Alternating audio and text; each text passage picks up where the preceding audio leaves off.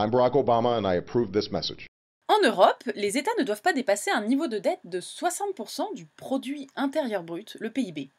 L'État ne doit pas être endetté de plus de 60% de la richesse produite dans le pays sur une année.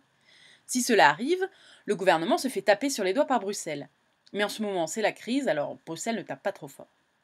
Aux États-Unis, c'est plus violent. L'État ne peut pas dépasser un certain niveau de dette, appelé plafond de la dette, d'un montant de 16 394 milliards de dollars. Au-delà de ce niveau, l'État est en faillite, il ne peut plus emprunter sur les marchés. Il doit alors chercher lui-même cet argent en coupant les dépenses et en augmentant les impôts. C'est cela que l'on appelle The fiscal cliff. la falaise fiscale ou le mur budgétaire en français. Or, le 31 décembre, ce niveau de dette sera atteint. Les États-Unis auront alors l'équivalent d'une dette de plus de 100% du PIB. Si le Congrès ne se met pas d'accord très rapidement pour changer la loi, les dépenses publiques diminueront automatiquement, au 1er janvier, de 400 milliards de dollars, soit une baisse de 10% des budgets des ministères. Et les impôts augmenteraient de 200 milliards de dollars.